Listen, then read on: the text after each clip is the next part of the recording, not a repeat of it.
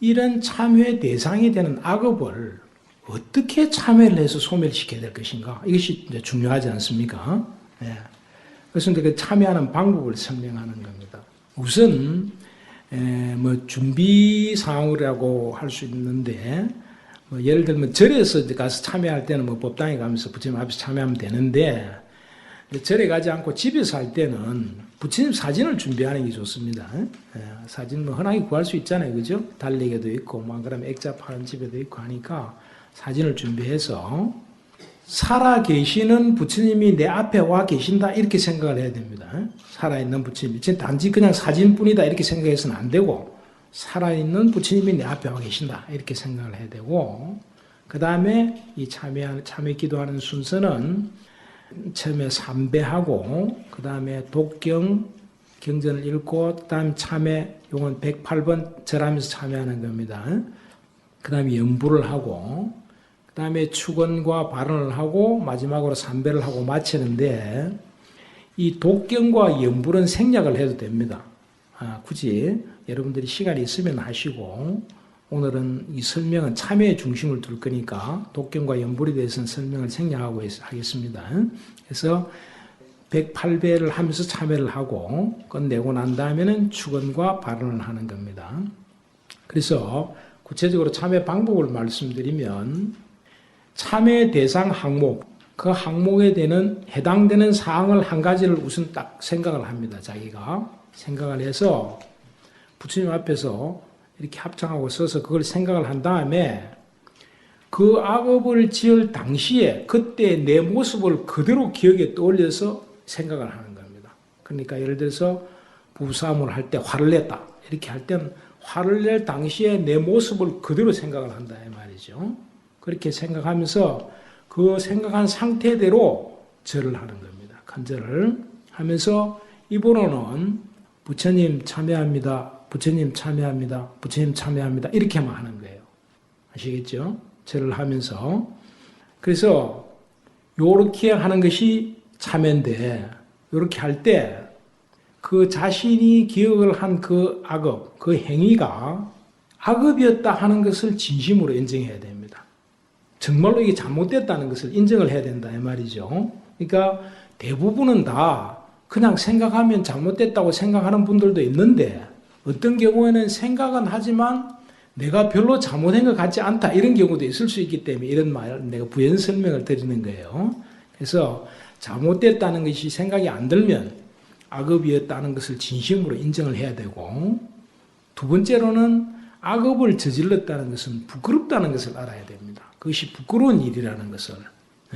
그러니까 내가 잘못을 했는데도 내 자신에게서 부끄럽다는 생각이 일어나지 않으면 그것은 올바른 참회가 아닙니다. 단지 기억을 한번 떠올린 것뿐입니다. 그래서 반드시, 그러니까 처음에 부끄럽다는 생각이 잘 일어나지 않을 때는 의도적으로라도 내가 부끄럽다 이런 마음을 일으키려고 노력을 해야 됩니다. 그 다음에 세 번째는 앞으로 부처님 다시는 그런 짓을 하지 않겠습니다. 이렇게 다짐을 하는 거예요. 그래서 지금 요 말하는 세 가지는 자기 속으로, 마음속으로 그렇게 한다는 겁니다. 그러니까 하나씩 읽으라는 것이 아니고, 근데 굳이 나누어서 표현하면 이렇게 된다는 겁니다. 대개는 하면 바로 이렇게 돼요, 저절로. 그래서 이제 그렇게 마음속으로 생각을 한다는 겁니다.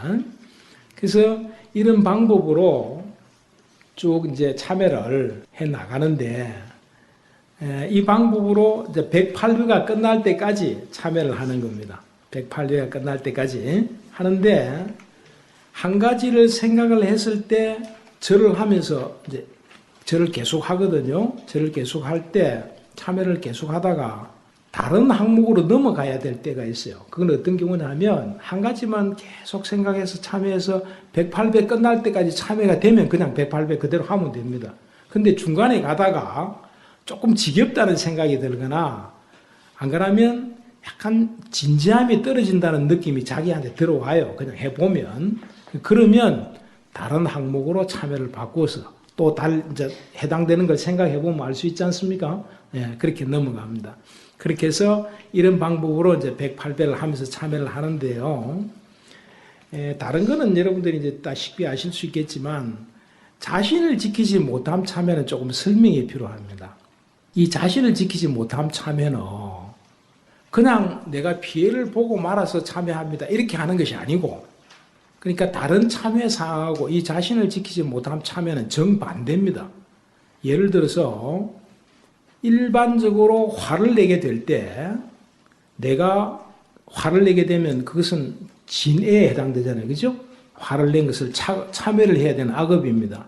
그런데 자신을 지키지 못함 여기에서는 내가 화를 내지 못한 것을 참여하는 겁니다. 무슨 말인지 아시겠죠? 이게 굉장히 중요합니다. 혼돈하면 안 됩니다.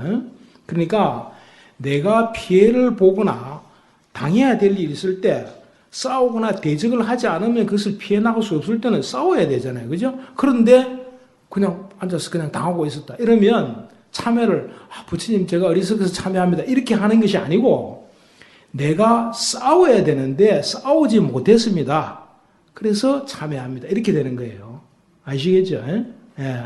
그러니까 집 밥그릇도 못 쳐다먹으면서도 참여하는 방법을 정확하게 알아야 그 다음부터는 그 자기 밥그릇은 챙겨 먹을 수 있다. 이렇게 되는 겁니다. 그래서 그때 당시 피해를 볼 때 어떻게 해야 내가 그 피해를 안 볼 수 있는데, 예를 들면 싸우든지 화를 내든지 도망을 가든지 어떻게 해야 될 거 아닙니까? 그렇게 하지 못하고 피해를 봤다면 그렇게 하지 못한 행위를 그런 행위를 하지 못한 것을 참여하는 거다 이 말이죠.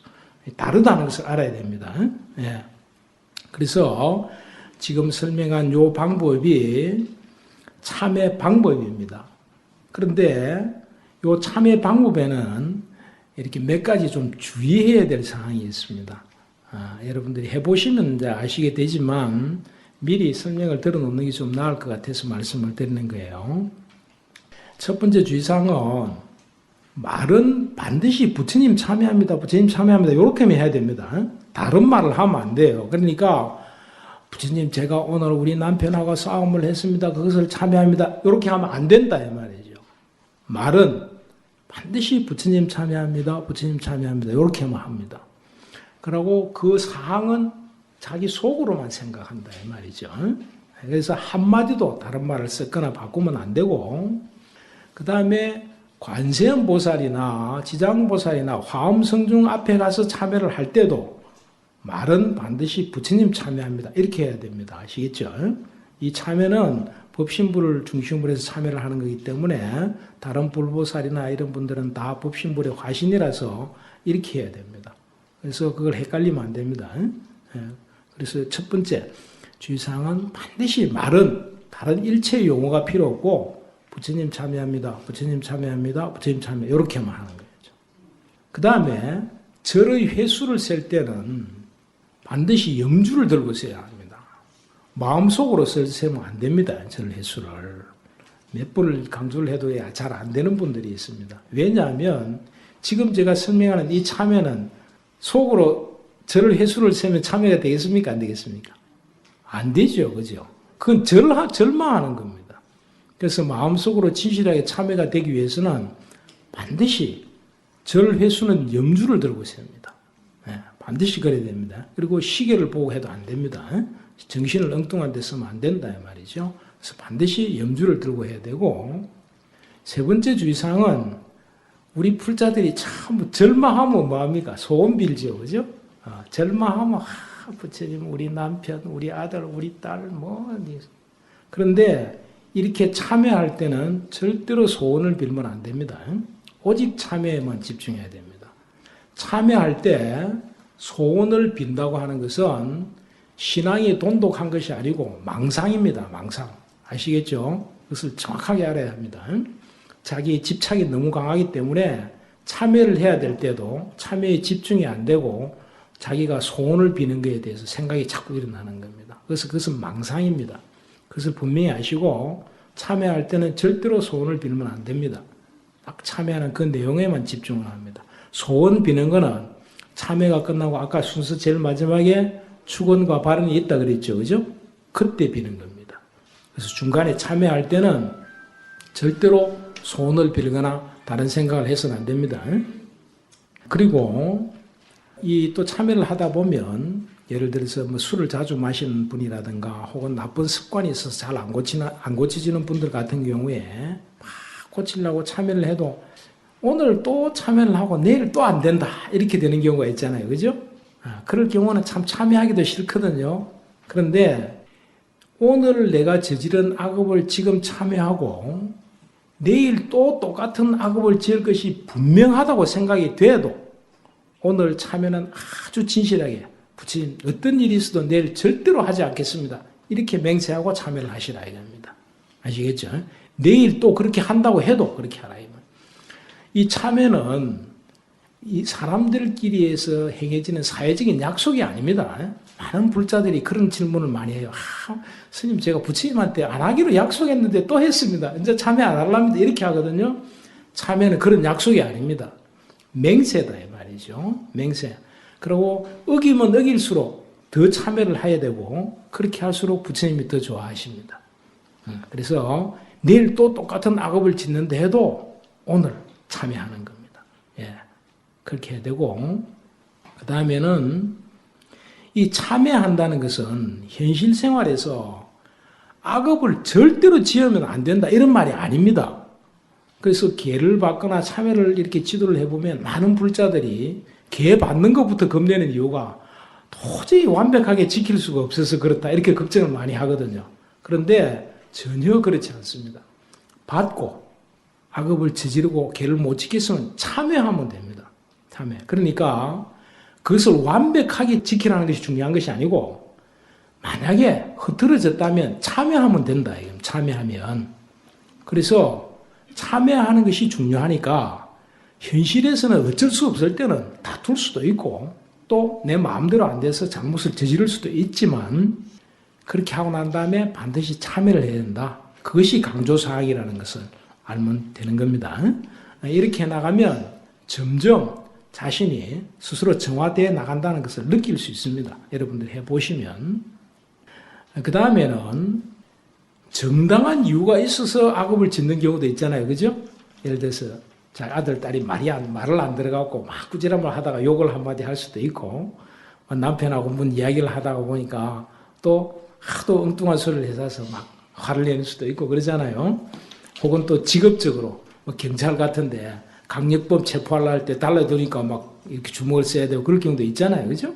그렇게 정당한 이유가 있어서 악업을 저지를 경우도 있는데 그럴 때도 악행을 한 그 사실만은 참여를 해야 합니다. 그러니까 자식한테 꾸지람하면서 좀 심한 말을 했다고 할 때 부모로서 책임감을 버리라 그런 말이 아니라 꾸지람하는 건 해야 되는데 그 욕을 했다든가 좀 잘못한 그 부분은 우리가 인간으로서 어쩔 수는 없지만 참여는 하라 이 말입니다. 참여는 하라.